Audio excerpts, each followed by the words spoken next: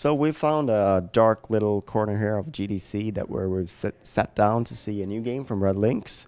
It is a new game, but it's got an old name, and I'd like to ask you about that. Sort of, MotoHeroz came out on WiiWare last year, and when you, what did you want to sort of change and do differently when you brought that franchise to the iOS platform?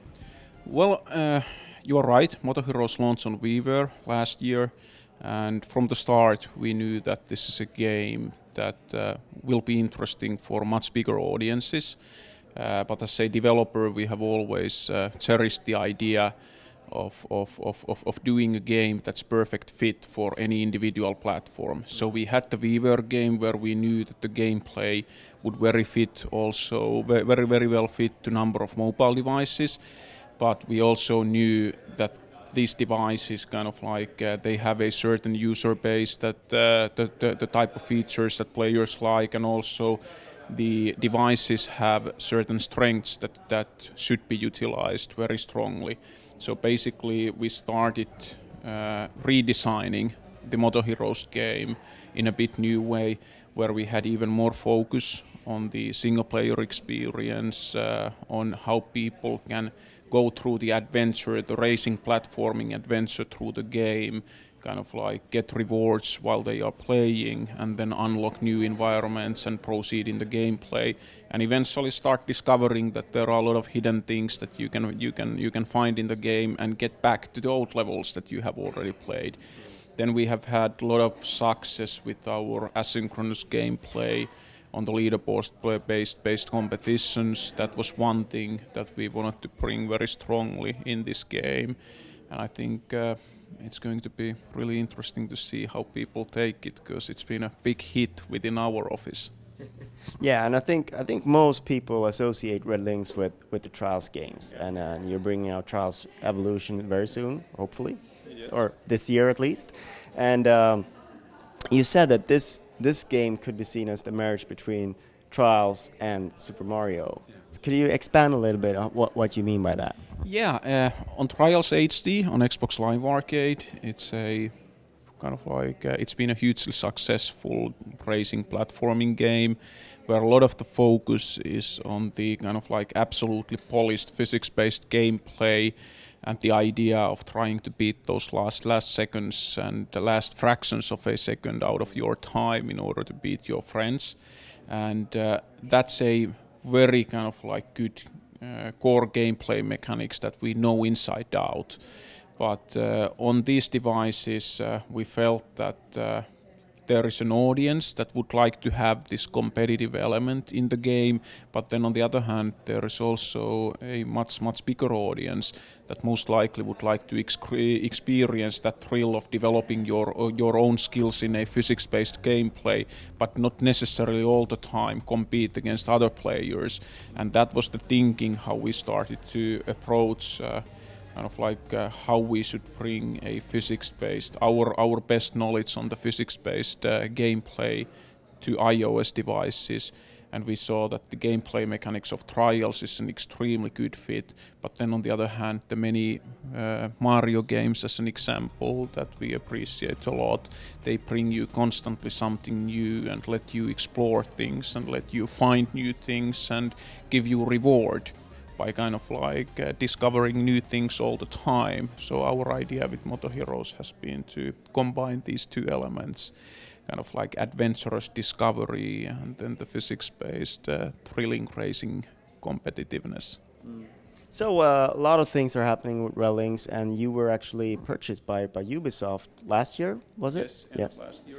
And what's that sort of process been for you guys, and how does it feel to be part of the Ubisoft family these days? It's been really good. It's been. I think we have had, of course, throughout the years, a lot of discussions with different publishers when we have had cooperations, publishing deals, kind of like different type of discussions on the next games we have under planning. Eventually, discussions with Ubisoft kind of like went a long way, And we saw it as a great opportunity, not only as to Red Lynx as a studio, but also to all our games, because we feel that with our games we have reached a certain point, and we see that there is a much bigger opportunity ahead of us. And also saw that having a backup and support from a bigger company and their resources would most likely make it possible for us also in the future to keep on delivering even better games. That was a big thing, and for the personnel, it's been also kind of like the voice of our people that they want to kind of like keep on developing these excellent, great games. But that as the industry proceeds, we also see that we need to be developing even better games than we have done so far. And in that sense, it's been kind of like the starting point was clear. We saw it as a very reasonable marriage. And actually now, during the first 4 or 5 months' time, we have been really even more positively surprised that the support we have gotten to finalize our existing games in development, it's been even faster and better than we expected in the first hand. So would you say that it frees resources for you, that you don't have to worry about the sort of overhead and that kind of thing for you as well? Yeah, I actually, I said in one interview that as weird as it seems, we somehow feel even more independent now than we used to be. Because the fact is that when we were alone, we need to constantly kind of like look for new publishing deals, try to sell our games, try to get financing from one source.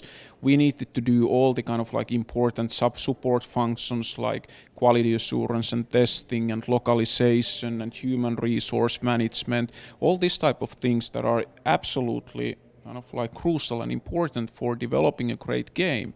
Now when we have a big organization backing us up, kind of like our people can fully focus just on the innovation, just on developing the games, just on polishing those games into perfection. And in that sense, it's been a great start of the marriage so far. And I feel also like Ubisoft is a publisher that's very strong in the digital space, where you're also strong. So it's a good fit in that sense that they're sort of they're open to what you're doing. They are. I think Ubisoft, at least based on my early experience, has a culture that encourages innovation, that kind of like leaves a lot of room for innovation. And that's been really good for us. You are right that Ubisoft has been really active on the digital space. They have had already success there. So I think there are a lot of synergies. There are certain things that we have been doing extremely well on the mobile space, and with Trials on Xbox Live Arcade, there is huge game Trials Evolution coming. We have a lot of hopes for MotoHeroz on the iOS, and we see their potential. We are bringing clearly some knowledge and possibilities for Ubisoft, but then on the other hand, they have a lot of knowledge also that they are sharing. And as I said just a moment ago, there are a lot of support functions and resources that they can provide for us that enables us to fully focus on creating those great games. I think one thing that the Trial fans or like PlayStation 3 owners would like to see Trials someday on that platform. And I know you made deals with Microsoft on previous titles, and that was probably in place already before Ubisoft came into the picture, but they are multi-platform, obviously a third-party publisher. Do you feel that this opens up more avenues to sort of expand on platforms with different franchises? Well, we haven't yet cemented any of the future plans, made any concrete plans. I think Ubisoft has been quite open to us in our philosophy that the most important thing for us always is the next game, the game we have under development. At the moment we have had MotoHeroz for iOS and we have Trials Evolution for Xbox Live Arcade. Neither of those games are yet out. They are being polished, they are kind of like soon this spring out, and at the moment all our focus is on those. Of course, what the next steps are, as said, we are expecting that both of these games have big possibilities ahead of those, but before we see how well they do, kind of like no concrete next steps have been decided.